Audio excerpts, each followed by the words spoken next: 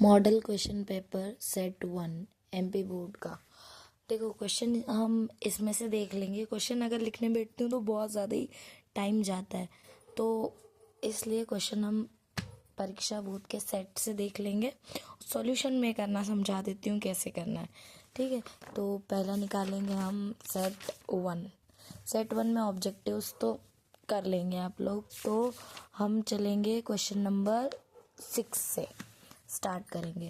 Question number 6 क्या बोल रहा है देखते हैं। क्वेश्चन नंबर 6 है find LCM and HCF of number 96 and 404। इसका हमें एलसीएम भी बताना है और एचसीएफ भी बताना है। देखो परीक्षा अध्ययन में जो दे के रखा है सॉल्यूशन, वो कुछ इस तरीके से दे रखा है पेज नंबर 25 पे। तो 25 पे जो सॉल्यूशन है वो देखो कैसा है। पेज नंबर 25 पे क्वेश्चन नंबर 6। तो अच्छा यहाँ 26 पे है।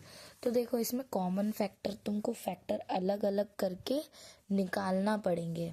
मैं इसकी न्यू तरीका जो न्यू ट्रिक है वो समझा देती हूँ कि कैसे करना है इसको। तो सॉल्यूशन है, यहाँ से स्टार्ट करते हैं सॉल्व करना। देखो 96 और 404 का क्या करना है, एलसीएम और एचसीएफ निकालना है। दोनों को कुछ मत करो, अलग अलग निकालोगे तो क्या होगा, पेयर बनाने में और किस में दो नंबर एक जैसे आए हैं वो करने में बहुत दिक्कत जाती है। सिंपल शॉर्ट ट्रिक है, मतलब ट्रिक तो क्या है पर फिर भी देख लो कि एक ही में कर लो, दोनों को एक ही में कर लो तो एचसीएफ निकालना और एलसीएफ निकालना बहुत आसान हो जाता है। इससे अगर अलग अलग करेंगे तो पेयर बनानी पड़ती है, तो फिर वहाँ दिक्कत आती है। देखो ये 2 की टेबल से डिविजिबल है, 2 4 जा 8 करेंगे। अब 8 को इसमें से घटाएंगे, 8 को घटाएंगे तो कितना बचेगा 1। मान लो वो 1 इधर है, तो 2 8 जा कितना हो जाएगा 16।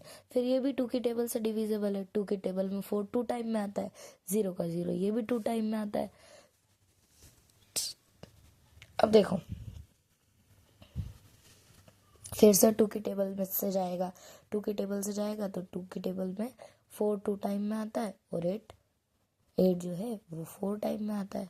फिर ये भी 2 की टेबल से जाएगा तो 2 1 जा 2, 0 का 0, 2 1 जा 2।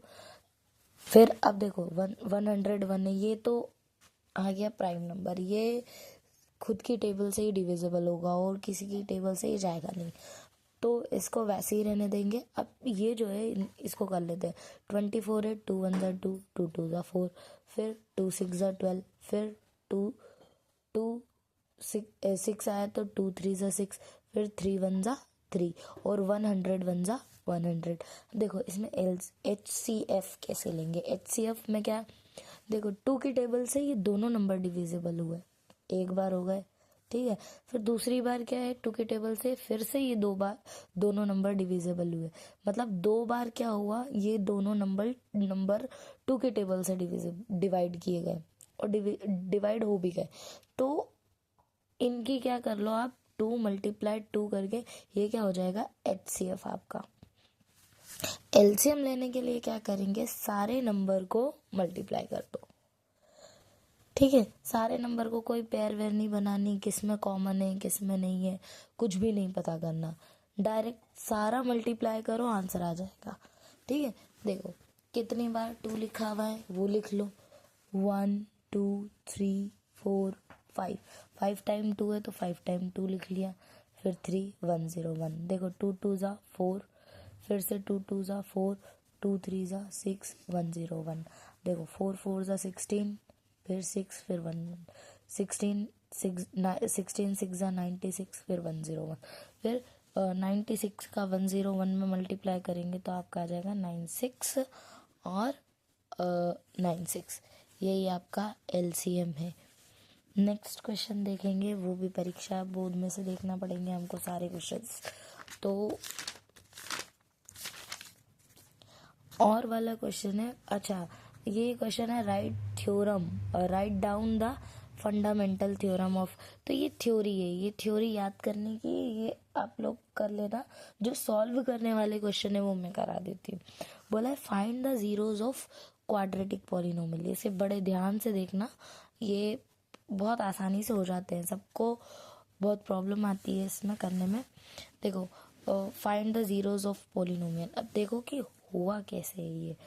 इसका रूल है कि किस तरीके से, पहले तो ये देखो गड़बड़ लिखा हुआ है, ये क्वाड्रेटिक इक्वेशन इस तरीके से नहीं दिख रही। हमारा जो स्टैंडर्ड इक्वेशन होती है वो होती है ax² plus bx plus c equals to 0।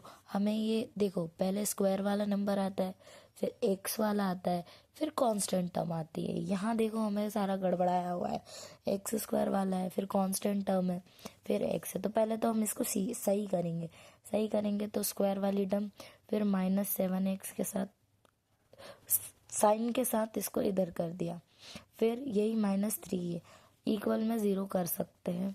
देखो अब क्या है, ये तो हो गया सही। अब ज़ीरोज़ करने का मतलब ज़ीरोज़ निकालने का रूल क्या है? रूल ये है कि जो कांस्टेंट टर्म होती है उसका होता है x के कोफिशिएंट के साथ मल्टीप्लाई।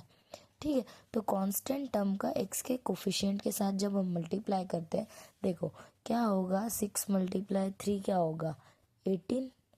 अब 18 जो आया है, 18 को इस तरीके से तोड़ना है कि आप प्लस या माइनस कुछ भी करो तो आपका दोनों में से एक करो, प्लस करो या माइनस करो, तो आपका जो है 7x आए, और उन्हीं दोनों नंबर को मल्टीप्लाई करो तो 18 आए। तो मैं जहाँ तक देख सकती हूँ कि 9 और 2 वो दो नंबर हैं जिनको आप मल्टीप्लाई करोगे तो 18 आएगा, और जिनको आप माइनस करोगे तो आपका 7 आएगा। आई चीज़ समझ? तो मैं इसको तोड़ के जितना सिंपल तोड़ सकती हूँ मैं उतना तोड़ रही हूँ। ठीक है, तो देखो क्या किया, 6x को मैं ऐसा लिख सकती हूँ, 3x × 2x, 3 2 = 6, x स्क्वायर हो जाएगा, माइनस का माइनस। अब देखो, बड़े नंबर का साइन में क्या लूँगी, माइनस का। क्यों? क्योंकि मुझे ऊपर वाली जो नंबर है वो माइनस का है। तो 9x + 2x, माइनस प्लस क्या हो जाएगा, माइनस। 9 में से 2x जाएंगे तो कितना बचेगा, 7x। अब ये वाला माइनस और 3 ऐसा कैसे ही। अब देखो और तोड़ सकती हूँ तो तोड़ना चाहूँगी, 3x ऐसा कैसे, 2x ऐसा कैसे। मैं इसको ऐसा लिख सकती हूँ, 9 को मैं ऐसा लिख सकती हूँ, 3 × 3x, 3 3 = 9 हो जाएगा, x का x हो जाएगा, फिर प्लस का प्लस 2x, माइनस का माइनस, 3 का 3। अब देखो मुझे यहाँ से 3x और 3x दिख रहा था, मैंने कॉमन ले लिया तो बच क्या गया बीच में, 2x - 3, वो मैंने रख दिया। दोबारा मुझे यहाँ से कॉमन दिख गया 2x - 3, मैंने फिर से लिख लिया। अब कॉमन लेने को बचा क्या है यहाँ से, कुछ भी नहीं। जब कुछ नहीं बचता है तो हम 1 रखते हैं। ठीक है, तो अब ये दो एक जैसे नंबर्स हैं तो क्या है, ये कॉमन आ जाएंगे, ये एक ब्रैकेट में 3x + 1। अब देखो, अब ये क्या होगा, इसको 0 के इक्वल्स रख लेंगे, दोनों को 0 के इक्वल रखेंगे तो ये जो है माइनस का है, 0 के इक्वल जाके प्लस का हो जाएगा, ये मल्टीप्लाई में डिवाइड में चला जाएगा, तो आपका एक 0 आ जाएगा, 3/2। दूसरा जो देखेंगे 3x + 1 = 0, तो हम इसको 0 के इक्वल के उस पार लेके जाएंगे तो प्लस का, ये माइनस का हो जाएगा, और ये मल्टीप्लाई का तो डिवाइड में चला जाएगा नंबर, तो एक 0 आ जाएगा, -1/3। नेक्स्ट क्वेश्चन देखते हैं हम। नेक्स्ट क्वेश्चन है, अच्छा फिर बोला है define the following with example. अच्छा, तो एग्जाम्पल के साथ बोला है, तो ये बोला है लीनियर, क्वाड्रेटिक और ट्राइनोमियल। ये भी थ्योरी वाले हैं, जिसकी कोई पावर ना हो वो लीनियर इक्वेशन है, जिसकी सबसे बड़ी पावर 2 हो वो क्वाड्रेटिक है, और जिसकी सबसे बड़ी पावर 3 हो तो वो क्यूबिक इक्वेशन है। तो ये तो लिख सकते हैं। फिर आया ग्राफिकली अभी हम नहीं करेंगे, सारे ग्राफ एक साथ समझा दूंगी।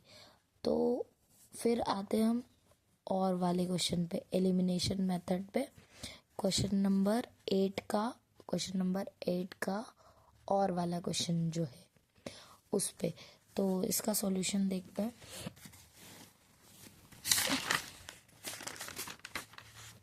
देखो क्वेश्चन नंबर 8 का और वाला जो क्वेश्चन है वो कह रहा है एलिमिनेशन मेथड से करना है इसको।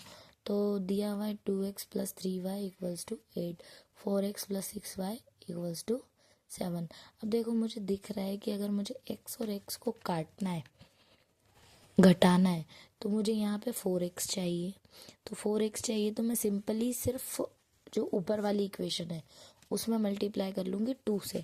तो multiply by 2 in equation 1, equation 1 में 2 से मल्टीप्लाई करेंगे तो 2 2 ज़ा 4, x का x, 2 3 ज़ा 6, y का y, फिर 2 8 ज़ा 16। ये हो गई थर्ड इक्वेशन। अब मैं क्या करूँगी, सब्सट्रैक्शन करूँगी।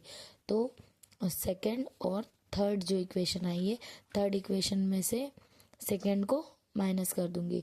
तो थर्ड इक्वेशन लिख ली और सेकंड इक्वेशन लिख ली। अब क्या हुआ, ये हो गया 4। अब देखो क्या होता है, जब भी सब्सट्रैक्ट करते हैं तो सारे साइन चेंज हो जाते हैं। तो यहाँ पे कोई साइन नहीं था, मतलब प्लस का था, तो प्लस का उल्टा माइनस हो गया। यहाँ प्लस था तो उल्टा साइन लगेगा माइनस का, यहाँ भी प्लस है तो माइनस हो जाएगा। ठीक है, ये इक्वेशन 3 और ये इक्वेशन 4 है। ठीक है, अब ये देखो ऊपर का क्या है, प्लस का, नीचे का माइनस का नंबर कट गया, कुछ नहीं बचा। 6y माइनस का 6y, तो ये तो हो गया ख़त्म। 16 में से 7 गया तो 9 बचा। तो ना x की कोई वैल्यू आई ना y की कोई कुछ वैल्यू आई, तो लिखेंगे इट हैज़ नो सॉल्यूशन। अब अगला नेक्स्ट क्वेश्चन परीक्षा बोर्ड में से देखते हैं कि क्या है।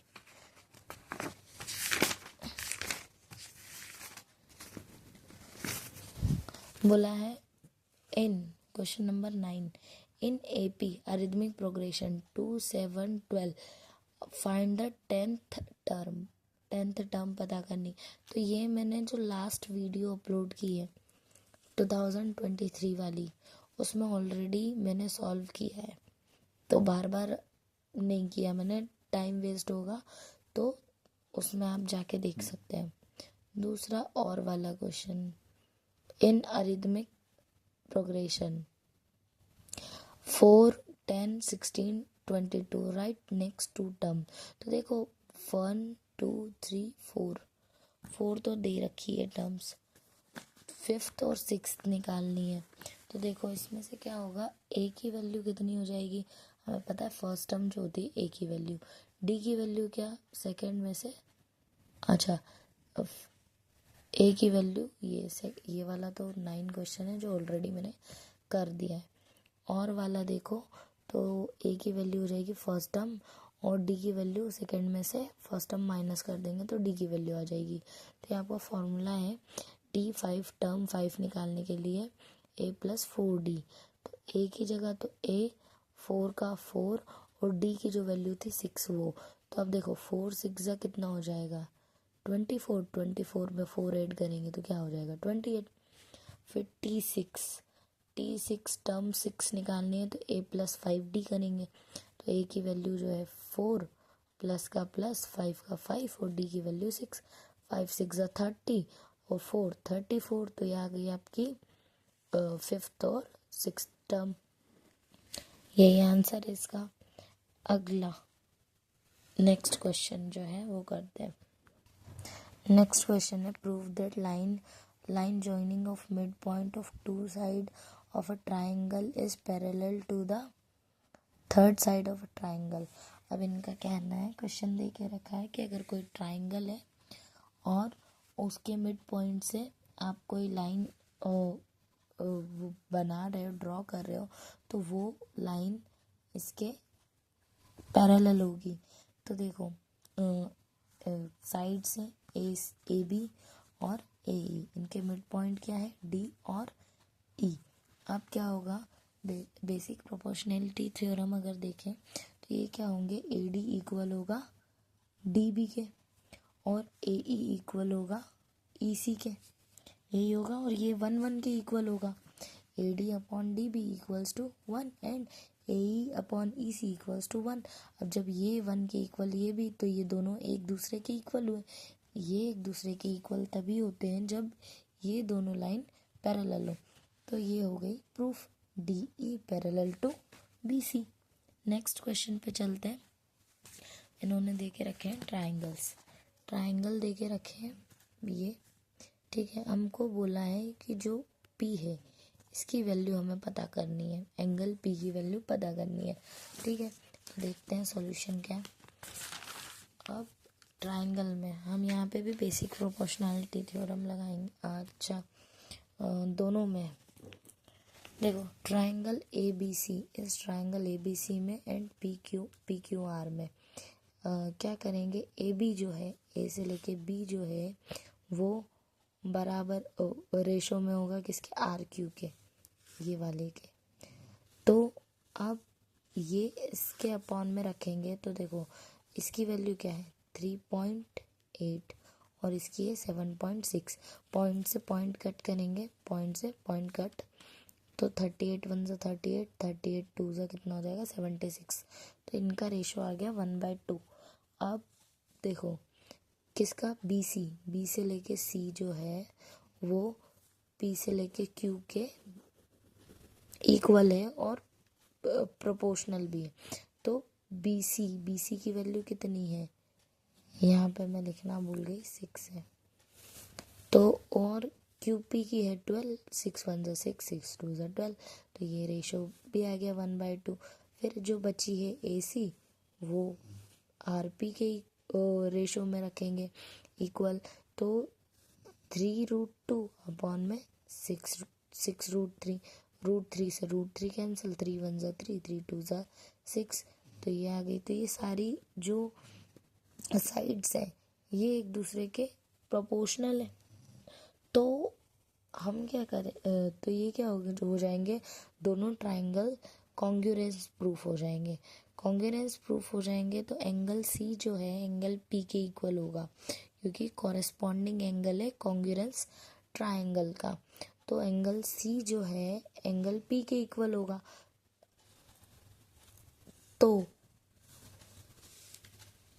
अब क्या करेंगे कि हम एंगल C की अगर वैल्यू निकाल लें तो एंगल P की वैल्यू निकाल लें तो एंगल C के इक्वल हो जाएगा, या एंगल C की निकाल लें तो एंगल P के वैल्यू हो जाएगा इक्वल। तो देखो क्या करेंगे, ट्राइंगल में क्या होगा, एंगल हमें पता है ट्राइंगल के तीनों एंगल का सम कितना होता है, angle A angle B plus angle C equals to होता है 180 डिग्री।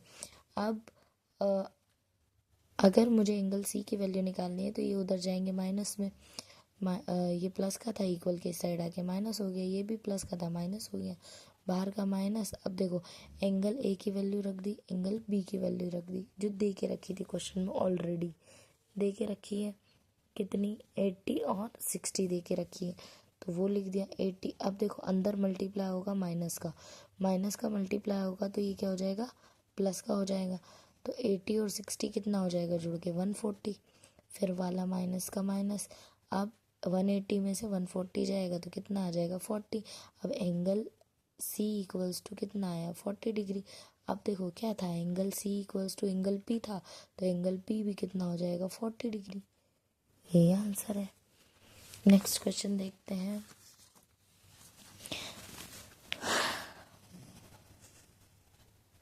नेक्स्ट क्वेश्चन है find the value of y which distance between point, ये दे रखी है एंड Q। y की वैल्यू निकालनी है, 2 पॉइंट दे रखे हैं और डिस्टेंस कितनी दे रखी है 10 यूनिट्स। आप क्वेश्चन लिखेंगे, ये पॉइंट दे रखे हैं P, सॉल्यूशन लिख देते हैं। पॉइंट P एंड Q दे रखा है, तो हम P Q के बीच की डिस्टेंस कितनी दे के रखी है 10, ठीक है। तो अब देखो इनका अगर हम डिस्टेंस का फॉर्मूला लगाएं तो डिस्टेंस का फॉर्मूला क्या लगेगा, अंडर रूट में PQ इक्वल्स टू होगा x2 माइनस x1 का whole square plus y2 minus y1 का होल स्क्वायर हो जाएगा,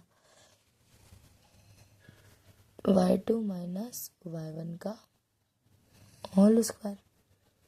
तो अगर मैं यहाँ पे स्क्वायरिंग, अच्छा रहने दो, ये इतना नहीं करना। यहीं पे अगर हम पी क्यू की वैल्यू दे रखी है 10 यूनिट्स, डिस्टेंस दे के रखी है, तो मैं क्या लिखूँगी, स्क्वायरिंग बोथ साइड, दोनों साइड स्क्वायर करने पर, तो पी क्यू का स्क्वायर इक्वल्स टू 10 का स्क्वायर। 10 का स्क्वायर कितना हो जाएगा 100, यहाँ पे नहीं इधर लिख लेंगे अपन। अब पी क्यू दोनों के बीच की डिस्टेंस निकालने का फॉर्मूला क्या होता है, दोनों के बीच की डिस्टेंस निकालने के लिए अंडर रूट में रखना पड़ेगा। अंडर रूट में क्या होगा, अंडर रूट में होगा x2 माइनस x1 का होल स्क्वायर। उसमें क्या हो जाएगा, अब देखो अगर मैं यहाँ पे ये अंडर रूट में रखती हूँ, x2 माइनस x1 का whole square plus y2 minus y1 का होल स्क्वायर, तो इनका तो क्या है, पी क्यू पे क्या लगा है स्क्वायर, तो स्क्वायर से तो रूट कट हो जाएगी। इक्वल 10 का स्क्वायर कितना हो जाएगा, 10 का स्क्वायर हो जाएगा 100। देखो 10 में से 2 गया, इसको मान लो x1, इसको x2, इसको y1, इसको y2। अब देखो 10 में से 2 गया तो 8 का स्क्वायर प्लस, अब देखो y, ये माइनस माइनस का अंदर मल्टीप्लाई होगा तो माइनस माइनस प्लस 3 का स्क्वायर इक्वल्स टू 100। देखो 8 से कितना हो जाएगा 64, y प्लस 3 का स्क्वायर ऐसा कैसे, 100 भी ऐसे ही, प्लस का 64 इधर आके माइनस हो जाएगा, माइनस होगा तो आंसर 36 आएगा। y प्लस 3 का स्क्वायर ऐसा कैसे, स्क्वायर हटेगा तो इधर स्क्वायर रूट लगेगी। स्क्वायर रूट में क्या होता है, 2 नंबर की पेयर बनती है, तो 6 की पेयर बनेगी तो 36 आ जाएगा। जिसमें पेयर बन गई उसमें से एक नंबर बाहर निकल आएगा। जब भी रूट से बाहर निकलता है तो दोनों साइन लगते हैं प्लस माइनस, एक बार हम प्लस में रख लेंगे, एक बार हम माइनस में रख लेंगे। प्लस में रखेंगे तो ये y प्लस 3 था, ये प्लस का 3 उधर आके माइनस का हो जाएगा। 6 में से 3 गए, 3 बचे, एक बार हमने 6 को माइनस में रख लिया, माइनस में रखा, और 3 तो ऑलरेडी उधर माइनस में ही आना है, तो माइनस माइनस प्लस, लेकिन साइन माइनस का, y इक्वल्स टू -3 -9। यही आपका आंसर है। नेक्स्ट क्वेश्चन है हमारा, देखो ये वाला क्वेश्चन है, कोलाइनर वाला किया कि नहीं, अच्छा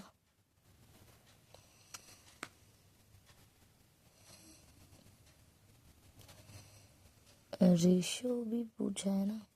हाँ देखो नेक्स्ट ये वाला क्वेश्चन है और वाला, तो ये 2023 का पेपर सॉल्व किया उसमें ऑलरेडी करा चुकी हूँ मैं, तो आप वहाँ से देख सकते हैं। नेक्स्ट क्वेश्चन है 12 वाला, फाइंड द रेशो। ठीक है, रेशो पता करना है, तो आपका ये पॉइंट्स दे रखे हैं। ठीक, तो अब मैं देखो पी पॉइंट दे रखा है, ए मान लिया ये, बी मान लिया ये, पी पॉइंट दे रखा है, डिवाइड जिससे करेंगे वो ये वाला पॉइंट्स दे के रखे हैं, -1 और 6। हमने मान लिया रेशो पता करना है, तो हमने मान लिया कि रेशो क्या है, के रेशो 1 है। अब हमें फॉर्मूला क्या लगाना है, रेशो जब भी निकालना होता है हमें फॉर्मूला लगाना होता है m1 x2 m2 x1। तो देखो इसको मान लेंगे x1, इसको मान लेंगे x2, इसको मान लेंगे y1, इसको मान लेंगे y2। अब m1 और इसको मान लेंगे m1 और इसको m2, m1 इक्वल्स टू के, m2 इक्वल्स टू 1। तो देखो m1 की वैल्यू k, x2 की वैल्यू 6, प्लस का प्लस, m2 की वैल्यू 1, x1 की वैल्यू -3, m1 प्लस m2 तो k प्लस 1। फिर यहाँ पे m1 की वैल्यू k, y2 की वैल्यू -8, प्लस का प्लस, m2 की वैल्यू 1, y1 की वैल्यू 10, और m1 प्लस m2 तो मतलब k प्लस 1। अब देखो 6 का k में मल्टीप्लाई होगा तो 6k प्लस माइनस माइनस, 3 1 जा 3, k प्लस 1 वैसा का वैसी। 8 का k में होगा तो -8k, प्लस का प्लस, 10 1 जा 10, k प्लस 1 वैसा का वैसी। अब p पॉइंट क्या दिया हुआ था, एक था -1 और एक था 6, तो x इक्वल्स टू आप -1 रख लो और y इक्वल्स टू लिख लो 6। एक अब देखो ये डिवाइड का इधर मल्टीप्लाई में जाएगा, मल्टीप्लाई में जाएगा तो इस तरीके से लिखा जाएगा, अंदर मल्टीप्लाई करेंगे तो 1 के माइनस प्लस माइनस, 1 1 जा 1, 6 के ऐसे कैसे, माइनस का 3 भी वैसा का वैसी। अब के वाले नंबर एक साइड, तो 6 के प्लस का था इधर आके माइनस का हो गया, ये माइनस का था। अच्छा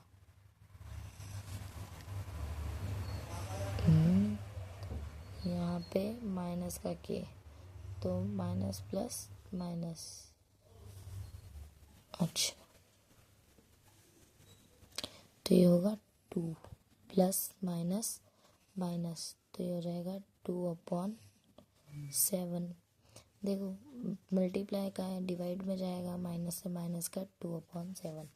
नेक्स्ट इधर हम y की वैल्यू की तरफ देखते हैं, तो डिवाइड का है, इधर मल्टीप्लाई में जाएगा, मल्टीप्लाई में जाएगा तो 6 अंदर मल्टीप्लाई होगा, बाकी वैसे ही 6 का k में 6k, 6 1 ज़ा 6 इक्वल्स। अब देखो नंबर के वाले, तो ये माइनस का इधर आके प्लस का, ये प्लस का उधर जाके माइनस का। 8 और 6 कितना हो गया 14 के, 10 में से 4 गया, 10 में से 6 गया तो 4 बचा। अब ये डिवाइड में चला जाएगा क्योंकि कोई साइन नहीं है इनके बीच में, तो मल्टीप्लाई 4/14, तो 2 2 ज़ा 4, 2 7 ज़ा 14, तो k की वैल्यू आ गई 2/7। नेक्स्ट क्वेश्चन देखते हैं हम। अब बोला है state whether the points A B C ये कोलाइनर है या नहीं है, ये हमें पता करना है। तो कोलाइनर होने के लिए ये रूल है कि अगर आपका दो नंबर ए प्लस बी अच्छा A B plus B C जो है वो इक्वल आ जाए सी ए के, तो ये क्या होगा कोलाइनर, एक ही लाइन पे, वरना ये कोलाइनर नहीं है। तो देखो मैंने जो है वो बी सी पहले सॉल्व कर दी थी, आप ए बी फिर बी सी फिर सी ए सॉल्व करना। तो इसको करने का क्या है, देखो 2 पॉइंट है, मैंने बी सी का पहले लिख दिया, तो इसको मान लो x1, इसको x2, इसको y1, इसको y2। फॉर्मूला क्या है, x2 माइनस x1 का whole square plus y2 minus y1 का होल स्क्वायर। x2 की वैल्यू क्या है माइनस का 2, माइनस ये वाला x1 की वैल्यू क्या है 2 स्क्वायर, प्लस का प्लस y2 की वैल्यू क्या है -11, माइनस का माइनस y1 की वैल्यू क्या है 3, माइनस माइनस प्लस, लेकिन साइन माइनस का, minus minus plus sign minus का, 4 4 ज़ा 16 और 14 का स्क्वायर करोगे 196। अब इन दोनों को ऐड करोगे 202। ये इसका निकलना नहीं है बाहर, निकाल भी सकते हैं वैसे, लेकिन इतना भी चलेगा। ए बी के लिए आपको इसको मान लो x1, इसको मान लो y1, इसको मान लो x2, इसको मान लो y2। अब क्या होगा, देखो वही फॉर्मूला लगेगा, x2 माइनस x1 का whole square plus y2 minus y1 का होल स्क्वायर। तो 2 माइनस 1 करोगे तो 1 बचेगा, 3 में से 5 जाएंगे तो 2 स्क्वायर। देखो 2 का स्क्वायर कितना हो जाएगा 4 प्लस 1 5। सी ए के लिए इसको मान लो सी से लेके ए, तो x1 y1 यही सही, x2 y2 यही सही। यहाँ पे भी वही फॉर्मूला लगेगा, x2 माइनस x1 का whole square plus y2 minus y1 का होल स्क्वायर। तो अब माइनस माइनस प्लस लेकिन साइन माइनस का, यहाँ भी माइनस माइनस प्लस लेकिन साइन माइनस का। 3 का स्क्वायर ये हो जाएगा 16 का स्क्वायर, 3 का स्क्वायर कितना हो जाएगा 9, 16 का स्क्वायर हो जाएगा 256, ऐड करेंगे 265। जब हम इन दोनों को A B plus B C इनको ऐड करते हैं तो इक्वल नहीं आता सी ए के, तो ये क्या है कोलाइनर नहीं है, ये इसका आंसर है। नेक्स्ट क्वेश्चन है आपका, angle A and B are acute angle, so cos A and cos B equal है, तो शो करना है एंगल ए जो है एंगल बी के इक्वल है। तो देखो सॉल्यूशन,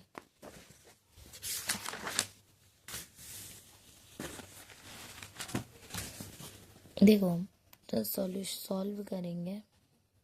बोला है कि एक्यूट एंगल, एंगल ए और एंगल बी जो है एक्यूट एंगल है, कॉस ए इक्वल है कॉस बी के। तो हमें पता करना है एंगल, हमें शो करना है एंगल ए एंगल बी के इक्वल है। हमें दिख रहा है जो जो एंगल सी है वो 90 डिग्री का है। कॉस ए इक्वल्स टू क्या होगा, देखो पाकिस्तान भूखा प्यासा, हिंदुस्तान हरा भरा, तो साइन कॉस क्या होगा बेस अपॉन हाइपोटेनियस, बेस क्या है, अच्छा इन्होंने एक बार कॉस ए के लिए बेस को क्या माना है AC, और परपेंडिकुलर मान दिया है, अच्छा बेस मान लिया AC और हाइपोटेनियस मान ली AB, तो हाइपोटेनियस तो सेम ही रहेगी। फिर एक बार बेस BC मान लेंगे और हाइपोटेनियस सेम रहेगी। अब क्वेश्चन में अकॉर्डिंग टू क्वेश्चन बोल के रखा है cos A cos B के इक्वल है, तो जो वैल्यूज़ है वो पुट कर देंगे। cos A की वैल्यू cos B की वैल्यू, AB से AB कट, क्योंकि वैसे भी ये मल्टीप्लाई में जाएगा तो यहाँ से भी कट ही होना है उसको। तो AC इक्वल्स टू BC हो गया, तो angle B equals to angle A proof हो गया।